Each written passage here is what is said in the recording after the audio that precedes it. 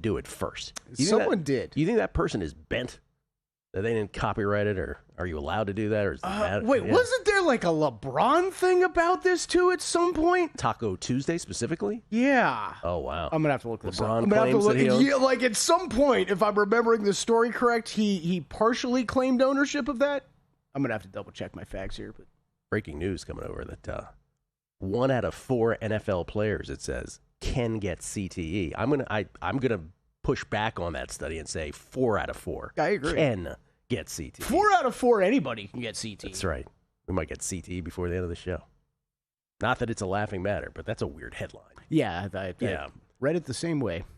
Pete Fiutak's going to join us this hour. I was going to say, speaking of CTE, that didn't seem like an appropriate transition. Pete Fiutak from College Football News, get his thoughts on the college football season. By the way, Dave and Jensen, the By the Books host, By the Books, Dave Ross, Captain America, Jensen Lewis, the closer. They just had Ryan Kramer on from the Sports Gambling Podcast. That was great work. Did I hear that correctly on the way in? He has Virginia Tech winning it all? Was it winning all or ACC? ACC followed by them winning it all. There you go. 500 to 1.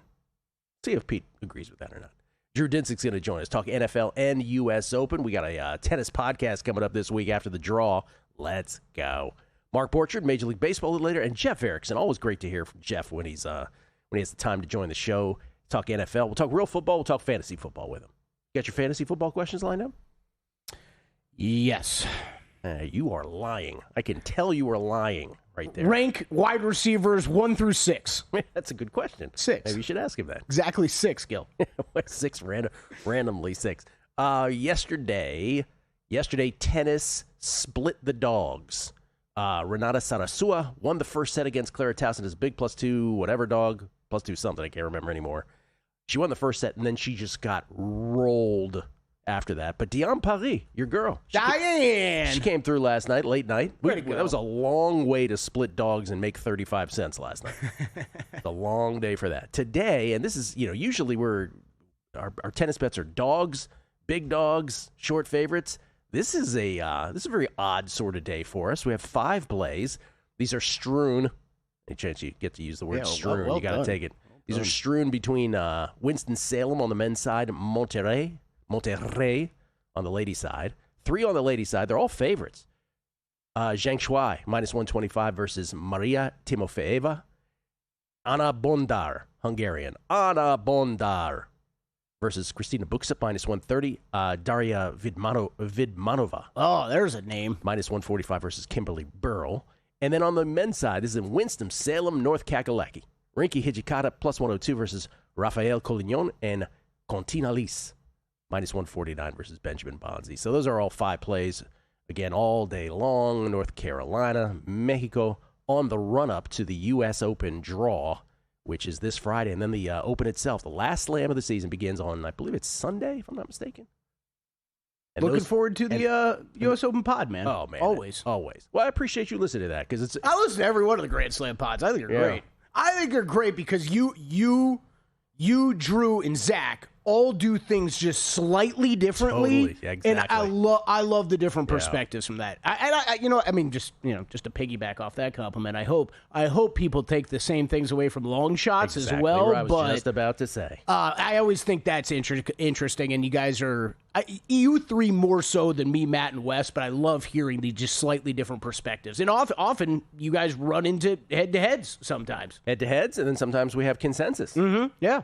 And then sometimes we don't even mention the name of the person who ends up winning the tournament, like Marketa Vondrasova, your girl, at Wimbledon a few years ago. Big old tats. But as Drew said, why would we have mentioned her? Hey, Gil, I got to the bottom of my research, and thanks to John Lund for helping out. LeBron James, AI says LeBron James made Taco Tuesday a viral internet catchphrase in 2019 by posting enthusiastic, high-pitched social media videos shouting the phrase with his family. His attempt to trademark the phrase was denied, leading him to later partner with Taco Bell for a 2023 ad campaign. I was going to Taco Tuesdays in San Francisco in the 90s. I know. Stop it. I remember when he first started doing it, that was everybody's reaction. Like, does he think he just came up with this? Later today, I'm going to the trademark office to patent the word "the" and see if that goes through. There you go. Good luck. That's exactly the same theory. Like, you came up with that, dude?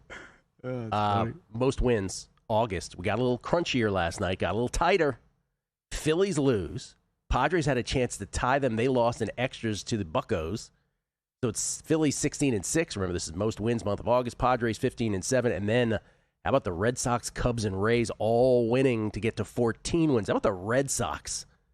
You remember them from the previous month? They're 2 wins back now with the best run differential in the month. Our Tigers, our 60-1 Tigers, continue to not understand the assignment. They are going the other direction. Get it together, Detroit. Yeah, that ends up being of all the 5 this year, that ends up being the worst. Hey, guess we could. All right, Cubbies are 2 back. What they would call a letdown spot for us after July. Yes, classic letdown Your Cubbies spot. are 2 wins back. Yes. 2 wins back.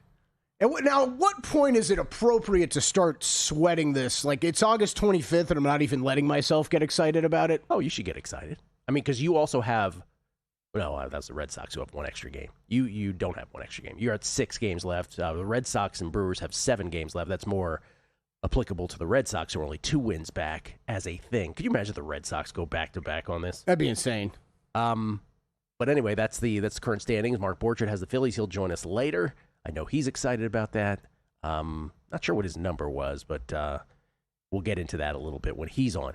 I did make 2 bets yesterday. Oh, you did? Real quick, though, yes, shout out to the VSiN Primetime gang on their way to Hawaii right now, watching us on the plane. Travel safely, guys. Yes. Travel safely. I don't know if it's the whole crew, but Justin Emery just sent me a picture of us on a back of a airport. All courtesy of airplane. All courtesy TV. of Rainbow Athletics. That's right. Everything they do, they have to say courtesy of Rainbow Athletics, because that's who it is courtesy of. Mm-hmm. So I did make the 2 bets yesterday. Travel safely, guys, for real. Enjoy your trip. Nick Bonito, Defensive Player of the Year, 14-1. This was available at every spot yesterday at this number. I know Danny Higgins in his final week here on a numbers game and at VSiN, he got Nick Bonito at a better number. Folks were saying you could get Bonito on prediction markets at 22-1 as late as yesterday. Guess what we don't have access to in Nevada? Prediction markets. Ding, ding, ding. 14-1, best I could do. I wanted to get in on Bonito. He had 14 sacks last year. I mean, he does it all. But in terms of the sack column, he ended up with 14 last year. There was several, I mean, it was about 4 or 5 guys in front of him, most notably, of course, the great Myles Garrett, who set the NFL single-season sack record last year with 23. But I just think he's the best. Again, apologies to Patrick Surtain Jr. I have to say Jr. because I watched his dad in his prime play great corner for the Dolphins. Patrick Surtain Jr., with apologies to him, Nick Bonito, best player on the best defense, I think, in the National Football League. And then I guess I have to apologize to the Texans for saying that. All right, I'm going to ask a question. I'm not pushing back on this because I told you yesterday that if I had to make one bet in that market, it would be Bonito as well. This has kind of come up with Comeback Player of the Year as well. Slightly different, but I'll bring up both. Bonito, does the name hurt him? When we talk about the top of the Defensive Player of the Year odds board and just the names that are on it, the Myles Garrett and Will Andersons and just these recognizable pass rushers. I would have said last year, if you had asked me this 365 days ago, I would have said yes. And it was a question a year ago. Yeah. But he kind of followed it up and had a big enough season. I mean, I would like to think that NFL awards voters will not have this problem. Can I at least hope for that? No, me too. I would say the same thing. Now the Mahomes question I think is interesting too. Is there still enough of a question or mocking of the Comeback Player of the Year award that they would never give it to a Patrick Mahomes because it's almost an insulting award? Possible. I kind of get that. You get that? Like, are we really going to give Patrick Mahomes Comeback Player of the Year? Seems a little weird, right? It seems a little weird, but like that thinking should not come into play either, and I'm terrified that it will. Yeah. I mean, I don't have a single bet on it yet, but you know me, I'm sure at some point during the season I'll have a Comeback Player of the Year. Get to Diana Rossini and try to impact the whole voting. That's right. That's the key. Do your work. The other one I have, Kelly, this one was my first pick in our NFL Futures Draft, the VSiN NFL Futures Draft. I had the 4th pick. I made the bet in real life yesterday. Caleb Williams, regular season passing yards leader, 20-1. Now, this one is, I mean, every which way. This will probably be the bet that I'm going to add to our VSiN NFL Betting Guide 2.0. But again, let's start with the comments of Ben Johnson, who stated already His goal for the offense this season is to surpass the 2013 Denver Broncos and have the highest scoring offense ever. The Broncos in 2013 averaged 37.9 points per game. Okay, I love hearing that. Yep. But the real basis for this bet is great hearing that. But it's also the fact that not only did Caleb Williams flirt with 4,000 already last year, I think for the Bears, it's a big deal for them to finally have. This franchise has never had a 4,000-yard passer, so I think it's a confluence of those, the Ben Johnson comments, agree, that franchise record, and the fact that they have the worst defensive DVOA projection this season. One of the biggest lopsided offense-first projections our model has ever spit out, according to FTN Sports. In other words, gap between the offense and defense. Remember, with their defense, 18.3% of Chicago's defensive drives ended in a turnover last year. They had the highest turnover rate of the 2020s so far last year. They went 9-0 in games where they had multiple turnovers and 3-7 in games they didn't. Why do I say all that? To say that stuff regresses. And so I believe that defense, after 2 years of favorable turnover luck, is going to stinkola. And therefore, the offense will get as many opportunities as possible in terms of the sport of football we all love and know, because I think if your defense stinks, you're going to have just that much more time on the field as an offense. All of that for the Caleb Williams play. Coming back. Racetrack Television Network brings you every race, from every track, on every screen, every day. With monthly packages starting as low as $5, RTN gives you great value and access to more live HD streaming and race replays than anyone. Visit RTN.tv today to sign up and watch on almost any device, including Roku and Amazon Fire. Use promo code TRYRTN for a 5-day free trial. This is VSiN, a network of sports betting analysts, writers, hosts, and handicappers, all here to help you become a more confident bettor. We broadcast live every day from Las Vegas, the sports betting capital of the world, and from studios across the country, giving you insight from every angle of the action. Take VSiN with you wherever you go with the VSiN Watch app, or catch us on streaming platforms and regional sports networks. You can also listen live on SiriusXM Channel 158 and on radio stations nationwide. Check out VSiN.com as well for betting tools, exclusive betting splits, AI-powered player prop projections from Opta, pro picks for every game, plus in-depth betting guides and articles built to give you an edge. From sharp betting analysis and daily best bets to insider interviews and expert breakdowns, VSiN is your trusted source for everything happening in the world of sports betting. See everything we have to offer at VSiN.com and become part of the Sports Betting Network. Coming up on Tuesday's episode of Money Moves, the training camp tour takes a big detour out west as the Arizona Cardinals are up. A team with some offensive talent that I think of the two teams with the lowest win totals can go over its win total. We'll tell you why. Plus, Tim Murray's going to check in, host of VSiN Primetime out on the island at a Hawaii practice. Rumors abound about the status of wide receiver Pofele Ashlock. We'll get to the bottom of it and what Hawaii season is going to look like. Don't miss it. It's Money Moves, 11 to 1 Pacific, 2 to 4 Eastern, only on VSiN, the Sports Betting Network.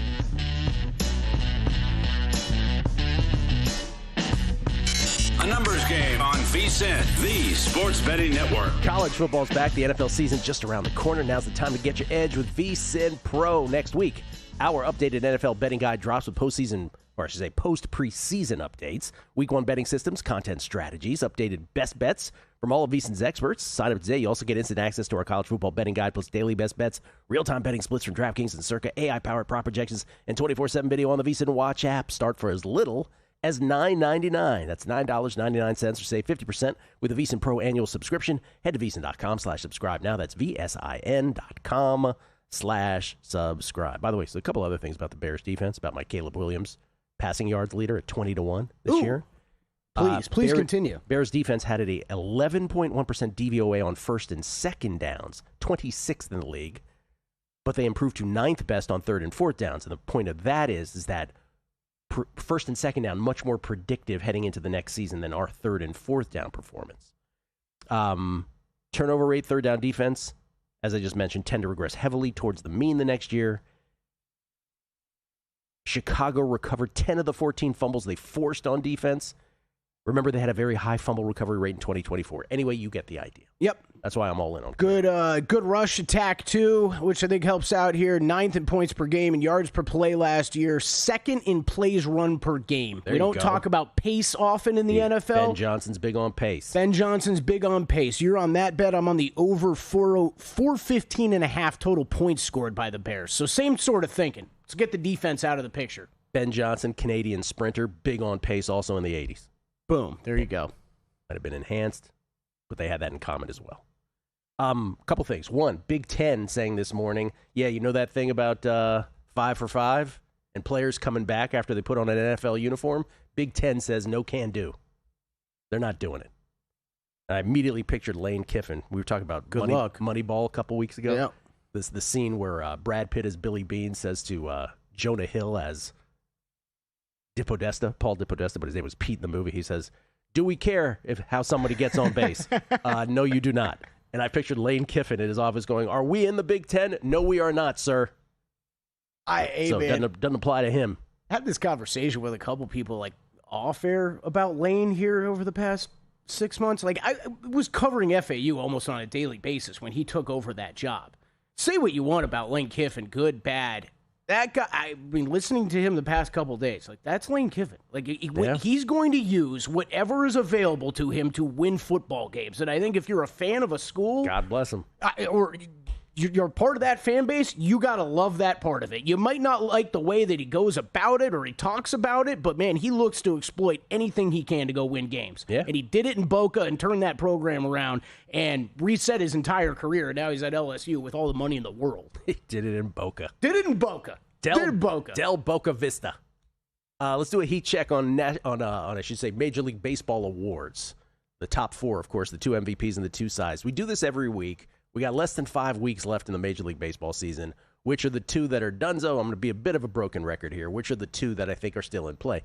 American League MVP. Let's just start there. Yordan Alvarez, Houston Astros, minus 2,000. Done or not done yet, Gil? Done. Done today. It's done. So Bobby Witt went plummeting down this board. Bobby Witt was never a thing this year. I'm sorry, people. I know defense. He was never a thing this year. He was not in this award. First time I'm looking at like these odds actually, like in a week. Yordan Alvarez again leads the American League in all 3 Triple Crown categories. Now it's getting dicey a little bit on the Triple Crown categories, but with less than 5 weeks left, he still has a 320 batting average, 36 ding dongs, and 90 ribbies. Those are all number 1. 436 OBP, 613 slugging percentage. He's got number 1 in all the slash numbers. He did fall to number 2 in hits and number 2 in runs. He stinks, but he's winning MVP. At this point, because there's just nobody else who has stepped up in a manner that could take it from him. That's the other big factor. So Yordan's winning AL MVP. Yeah, I mean, that's kind of that. Right. Yeah. That's been probably the biggest factor. The past 6-8 weeks? There really isn't a case for anybody else, in my humble opinion. But remember, we were saying this when he was short plus money and short minus money just about a month ago. Yeah. What happened? He continued to do what he was doing, right? And then nobody else stepped up. Nobody else stepped up in a way that, we're trying to win only the 2nd Triple Crown since 1967. Yeah, that's pretty impressive. All right, NL MVP, Gil Alexander. Pete Crow Armstrong, minus 190. Yeah. Done or not done yet? Not done, but I will say what I have been saying the whole time. Again, sorry about bringing a broken record, but I think it still applies. These voters, because they are human beings, just checking, they are human beings, correct? Yes. Still. One day, maybe they won't be. But today, they are still human beings. They are going to look for any reason they can any of these years to not give it to Shohei. What I mean by that is, do they hate Shohei? No, they love Shohei. But they are plagued with this possibility. Again, Barry Lamar Bonds won 7 MVPs. Shohei's got 4 already, American League, National League combined. Shohei is unlike any other player we've seen, not even Bonds, right? He's his own thing. And so you are faced with the prospect of giving him 13 MVPs when all is said and done. Just making up a number. But seriously, double-digit MVPs. So for any possibility, any chance, any opening you get to not vote for him, I think voters will take. And so far, right now, again, less than 5 weeks left in the season, I think Pete Crow Armstrong is correctly priced at minus 190. Shohei does have the better slash numbers at bat, batting average, OBP, and actually slugging. Pete Crow Armstrong actually has better now. So not correct. Pete Crow Armstrong has 3 more homers than does Shohei. He has 3 more RBIs than does Shohei. He's got, what is it? How many stolen bases does he have? He's got 23 more stolen bases. His collective WAR, if you believe Fangraph's WAR, if you're into WAR, if that's your thing, if that's your cup of tea, if that's your bag, if that's your jam. Your jam. 8.7 WAR versus Shohei's combined pitching and hitting WAR, at least at Fangraphs, of 7.1. Now, Shohei did pitch 85 2/3 innings of 1.79 ERA ball earlier in the year. And I know, I don't want to get tweets. People, what's Pete Crow Armstrong's ERA? I completely agree with you, right? Yeah. If human beings were rational, I still think Shohei Ohtani wins MVP. This just in, human beings, was it Todd Wishnev's first line, on his first day on the show, one of his lines? Human beings, worst invention ever. They're not rational beings. And so I think Pete Crow Armstrong, all things equal, if you put all that in the wash, if that's what they determine, that all things are genuinely in the wash, kind of equal, they'll give it to PCA. And also there's because of the pitching, right? This is a little weird of a way to go about this, but there's some recency bias here, right? And I really enjoyed a conversation I was listening to on the Fantasy Degenerates podcast with our friend Byron Lindeque. They were talking about PGA Tour Player of the Year, kind of making this case of like, okay, Wyndham Clark wins last week. Like he's got 3 wins, including a major. Probably going to get it done. But everything's happened in the last 2 months. And if you look at the beginning of his season, it was a disaster. I think Byron made a really good case of Scotty Scheffler all season long is great. He should never lose his award. Scotty Scheffler, Shohei Ohtani. Matt Brown. You say Shohei Ohtani, as you just Shohei Ohtani, though. Oh, yeah. Oh, though. This is, it's similar case. You're just going to look for every year. If he's not amazing throughout, they're going to get punished for it. It's a good parallel. Matt Brown, in your absence last week, had a good point, which is, what if Shohei's 85 2/3 innings of pitching, instead of being early in the year, was right transported now, to now? He's winning this. That's right. That's how stupid we are. That's how stupid this is. But I think that's going to be the case. And that's what I was trying to say with Wyndham Clark. If all those wins came the beginning of the year and then he was crap right now like he was earlier in the year, we'd be talking about Scotty Scheffler winning that award. NL Cy is dunzo. Jacob Misiorowski's minus 1,400. These are all number 1 in MLB. Forget NL. Kelly, these are all number 1 in MLB. 1.68 ERA, 152 batting average against, 0.76 whip. 77 hits allowed, 27 earned runs allowed, 216 Ks, 39.3% K rate, 5.5 WAR. All that number 1 in MLB. Chris Sale, great season. Christopher Sanchez, great season. Sorry, guys. It's just not. If Jacob Misiorowski does not win the National League Cy Young Award, there should not be an award. Yeah, honorable mention, though, to Chase Burns, who feels like he's been top 5 in odds since week 2 of the season. Yeah. So have Sale and Sanchez. I think the big one is AL Cy, though, where Cam Schlittler, the pricing is the closest, right, of the big 4. Cam Schlittler's minus 165. Dylan Cease is plus 140. I know Matt Youmans, for real-life bet purposes, and also the MLB Futures Draft, hoping Schlittler gets there. By the Tom Tango numbers. Tom Tango has correctly picked 32 out of the last 38 of these. Schlittler 71.3, Cease 63.1. Cease's ERA in his last 6 road games is 0.21, giving up 1 earned run in 42 2/3 innings. But guess what? He also plays home games, so it's not quite that way across the board. But Schlittler, advantage in innings pitched, advantage in wins by 3, advantage in ERA, 2.16 to 2.37. Cease, advantage in total number of Ks, 209 to 193. K rate, 36.1% to 30.8%. Earned runs allowed exactly even, 38 apiece.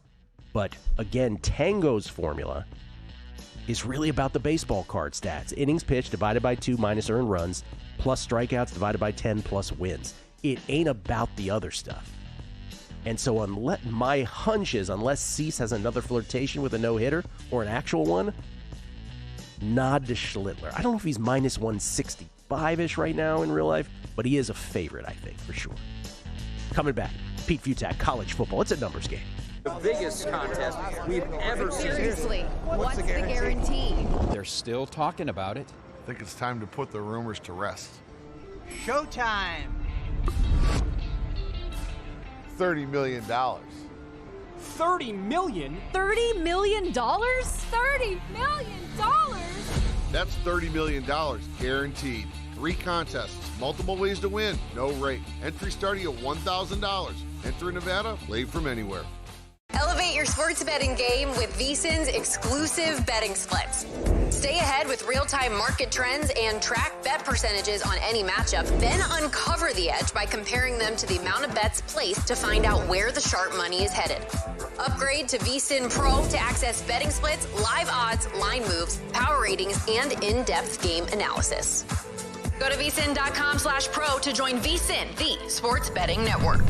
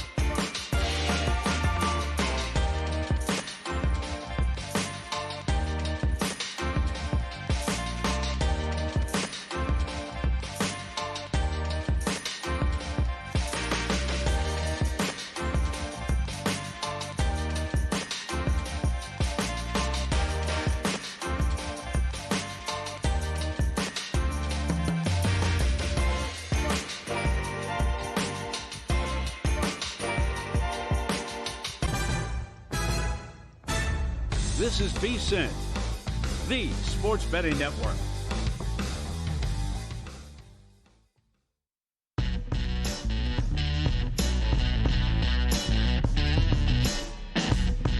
A numbers game on VSiN. VSiN, the Sports Betting Network. Rainbow Authentics, Kelly. Authentics. That's right. And VSiN are taking the bets to the beach. Tim Murray, Matt Humans are heading to Hawaii for a special edition of VSiN Primetime live from the Sheraton Waikiki Beach Resort. Wow. Wednesday, 7 p.m. Eastern, plus a beach edition of the College Football Betting Podcast, breaking down all the Week 0 action on Thursday. Don't miss VSiN in Paradise, live in Hawaii, Wednesday and Thursday, August 26th and 27th, only on VSiN. Good for those guys, man. You know what? Two different sunscreen levels when you talk about Tim Murray and Matt Humans. Tim Murray's going to need an SPF 150. He's going to need a high one. And Matty Humans just wants an oil. Pretty sure Humans has not put on sunscreen in about 30 years. Just give him some oil. That's right. I don't even know if that happens. Ready to go. Who do you think uses less sunscreen, Matt Humans or Greg Peterson? I'm going to go Greg. Cool. I'm going Humans. I think Greg runs 12 miles a day with nothing on. That is kamikaze. Well, it's going to sweat and get in your eyes. Like, I get it. Okay. Neither one of them do. We get tweet speed of the book. Hey, Tronsky. Hey, Gil. Has anyone spoken to Adam Burke about this new portal window and when he might be able to release his college football guide version 12.3 with updated rosters, rankings, and breakdowns? What a nightmare. I'm sure he's pulling his hair out. And then a lot of people sending in these LeBron James files to trademark Taco Tuesday reports from back in the day.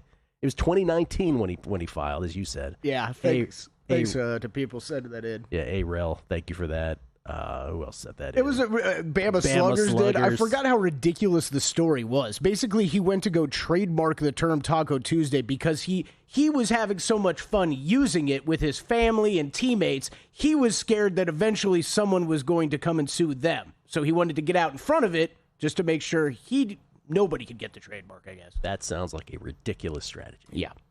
Ladies and gentlemen, it's been a long time. Actually, let me read this tweet to sort of transition into him. This is from Grant, Betting X Factors. It says, Ryan Kramer, who was on before you with By the Books, who I alluded to, graduated from Vatech.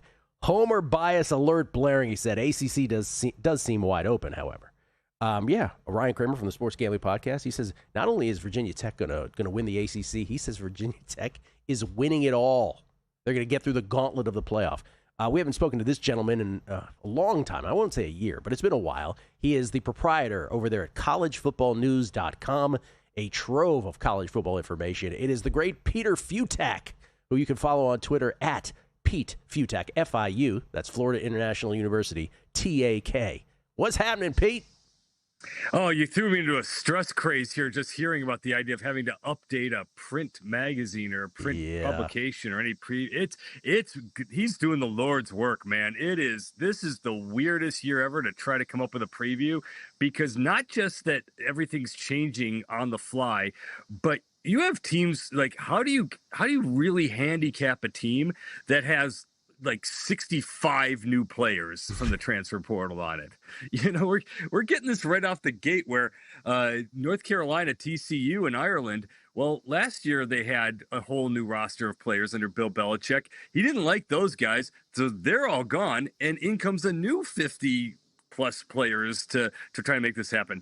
How do you have any clue how you make this all fit together? So it's everyone's flying by the seat of their pants in this new fun world of college football. And it's up to the minute right now. Now guys who have suited up for preseason games in the NFL are headed back to college. We saw that with Daquan Wright yesterday. I guess the broad question for you, just macro as a college football guy, is, do you embrace all of this, or are you one of the get off my lawn kind of guys who are like, I shouldn't say it like that because that biases it, or do you long for the good old days, I guess I should say? No, people make way too much of it. I do think it should be, put the college back in college football. It is weird when you have, 44-year-old, men playing football on a college campus and things like that. But look, it's for the game itself, it's better. And everyone has to remember, like, I had a friend who's not really into college football who was looking at, like, some picture of, like, the old Miami team that had Jim Kelly and Bernie Kosar and Vinny Testaverde. He's like, wow, these are, like, the greatest passers ever. And they all hit like 50% of their throws for the Hurricanes. I mean, like, the quarterback play is at the best level in the history of the sport now because everyone has one. And the actual level of play overall and the games themselves have been boosted up. So the game's better. but it loses that college feel, because at this point, if NFL guys are coming back, I get it. Some people are kind of like, well, why am I watching this when I can just watch the NFL and watch the guys who are actually really good at this? But for the most part, it's a positive. And you know what? Once the ball gets kicked off, nobody cares. Odds to win the national championship. By the way, cicadas or crickets, we're not sure who's making the guest appearance here. Yeah, We're wow. going to get a ruling on that. Odds to win the national championship. Ohio State, Notre Dame, co-short shots, if you will, at 6-1. Texas is plus 650. Oregon plus 750. Georgia plus 850. And there's Indiana, defending national champions, rounding out these single digits at 9-1. Where do the Fiutak rankings differ from this board?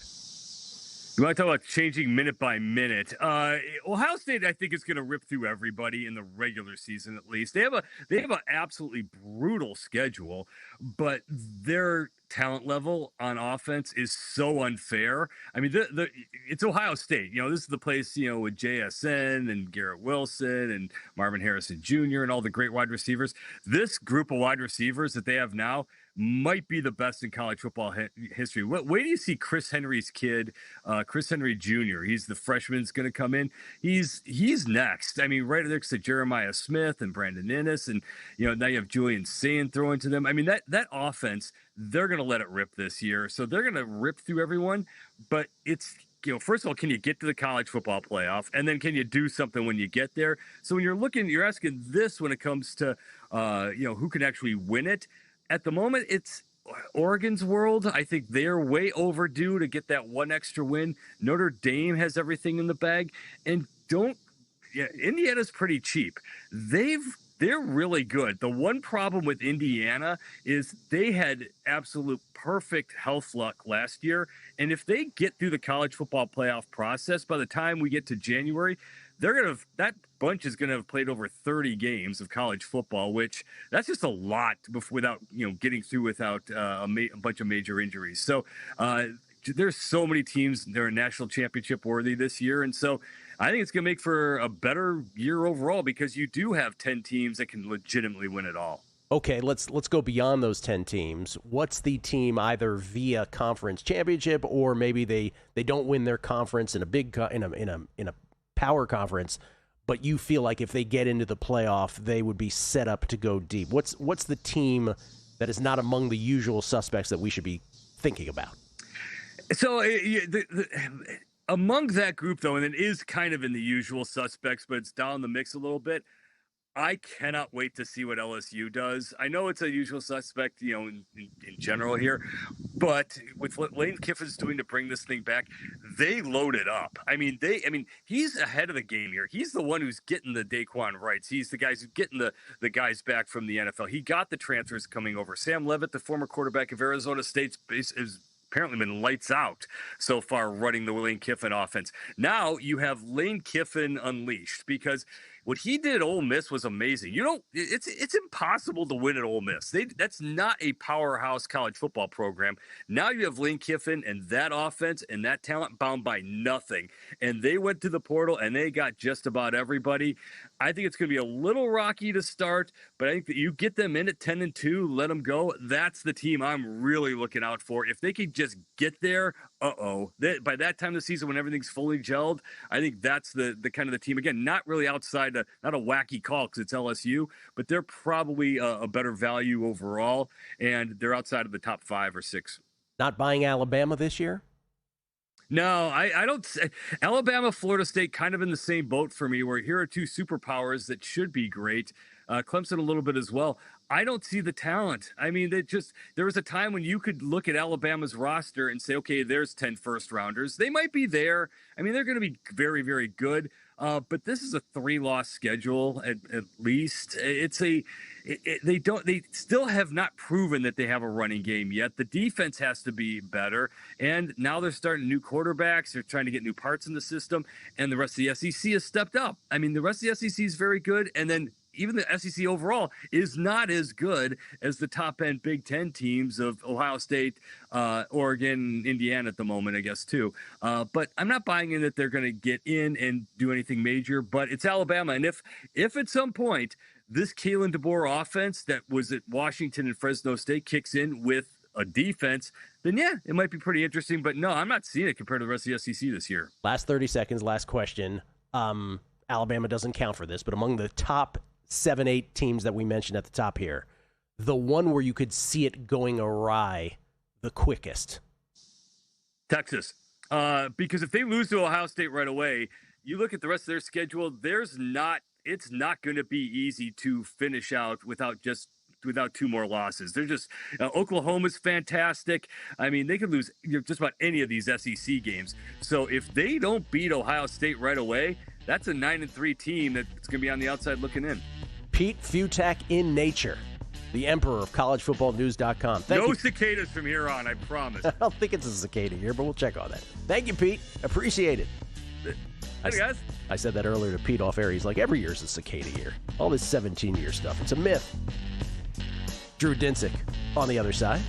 It's a numbers game right here at VSiN, the Sports Betting Network. The chaos continues the week after Thanksgiving. But that's the beauty of this contest. You've got to make 18 picks plus the 2 on the holidays. Well, week 14 early was brutal. We're down to 11 right now. At this point, you have to walk away with money. You got to get your money now. All the entries on 3 teams. If you haven't had 7 heart attacks playing Survivor already, you're probably lucky. New episodes Wednesdays at 9 p.m. Eastern, only on VSiN. Your favorite VSiN shows and personalities are now available to download as podcasts. Catch every hour of our live broadcast with VSiN Best Bets, or find your go-to show and download it directly. Get instant reactions to last night's games, sharp analysis on today's biggest matchups, and everything in between. Whether you're commuting, working out, or just catching up, VSiN lets you take the action with you wherever and whenever you want. Search VSiN on your favorite podcast platform and get in on the action with VSiN, the Sports Betting Network.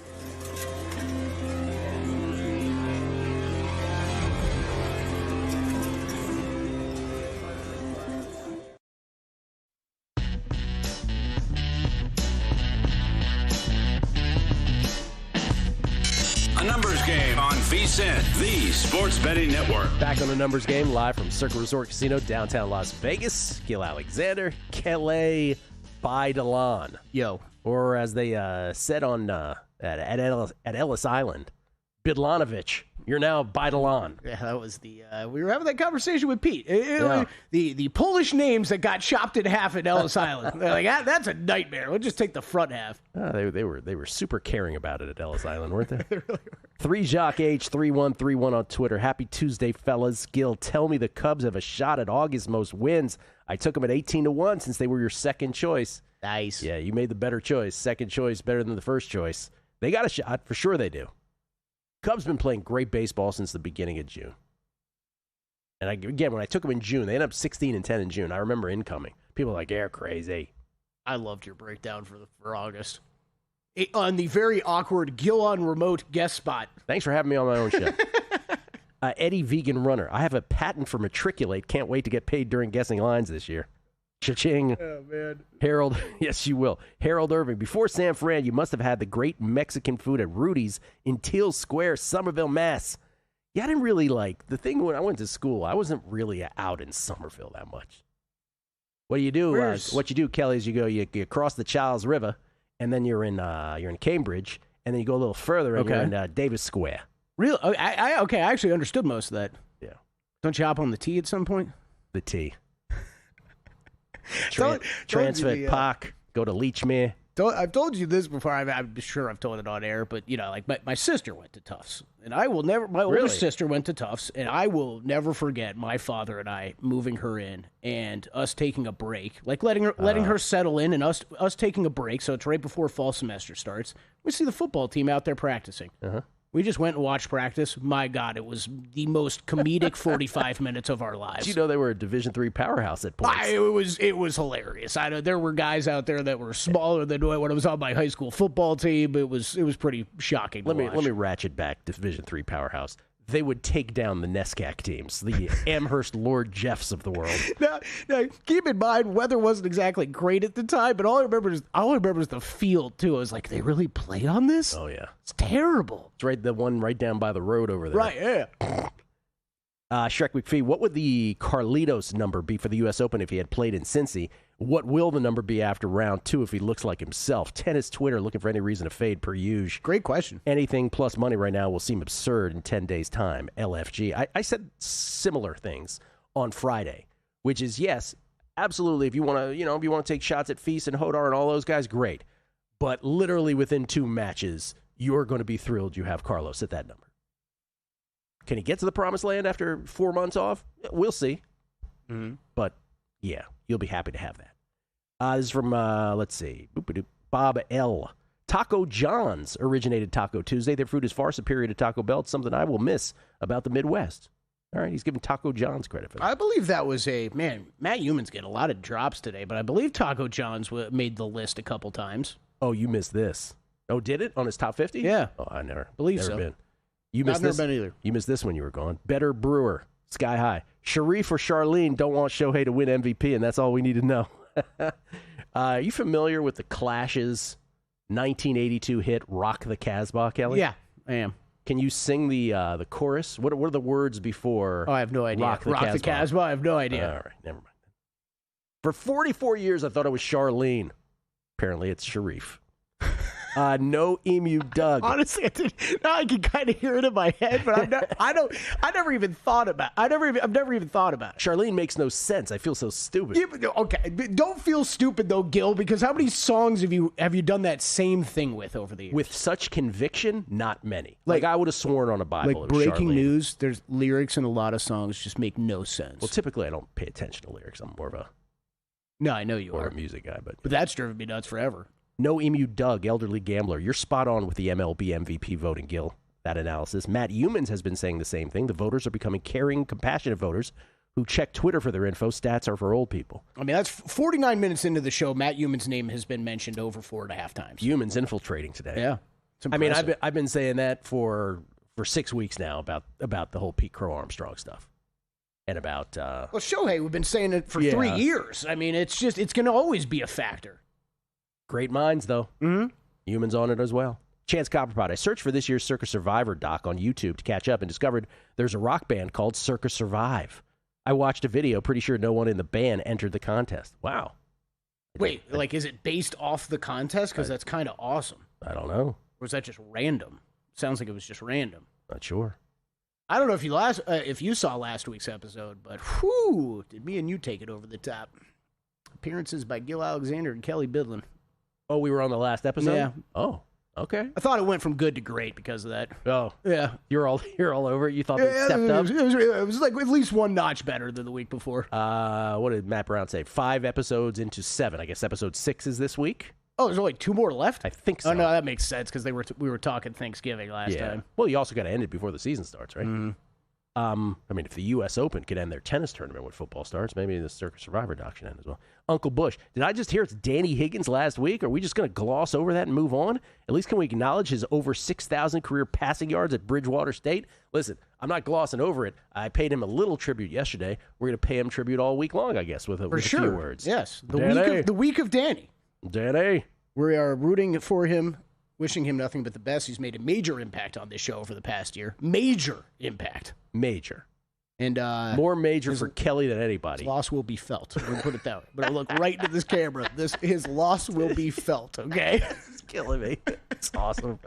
Well, listen, it will affect all of us. It will really affect Kelly. Yeah. And then you know what I tried to do before the show, Gil? I said, yo, Danny, when you heading out of town, man? We gotta have one last night out. We got to do... no, there's no time. There's no time. He's like, I'm packing up the trunk and I'm getting the hell out of here. He's going to Montana. He's like the racing away from us, yep. James Fessler, a college football breakdown with cicada ambiance is infinitely more credible than one with a New York City skyline in the background, just saying. That's true. Yeah, facts there. Yeah, can't argue with that. And then Elderly Gambler adds, the Big Ten somehow thinks they can pass rules that void court rulings. Who taught these people? I don't know. Michigan going to pass-fail first semester, so...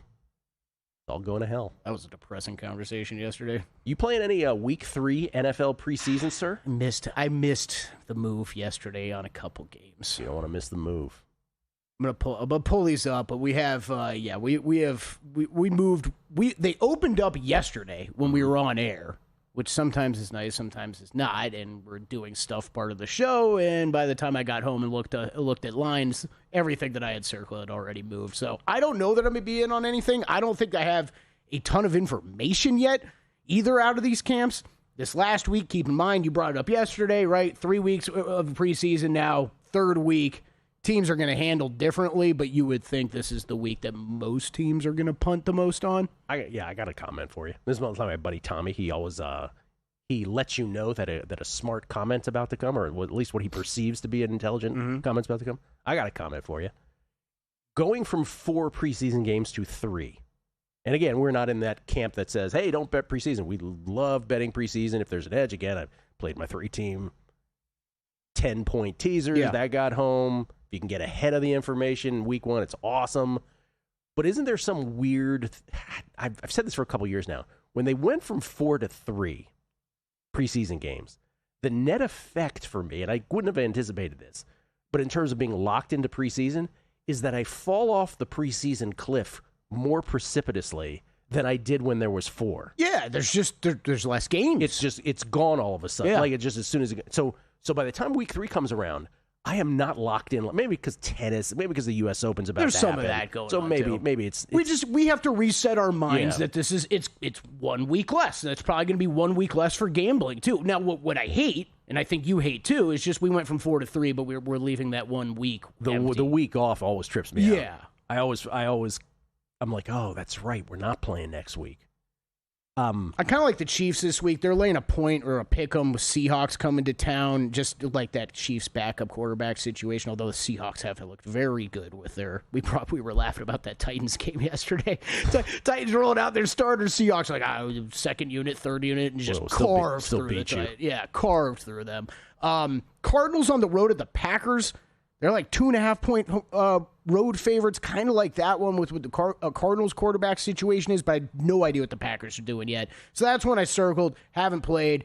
And then the one, Vikings at Broncos. Broncos they closed like 6-point favorites last week and lost outright to the Packers, right? I believe that was who they played. This was one I circled this side. It was like 3 when we were on the show yesterday. I think it's out to 6.5 now with them hosting the Vikings. So I think that one's gone. And then the other one I really liked was the Colts.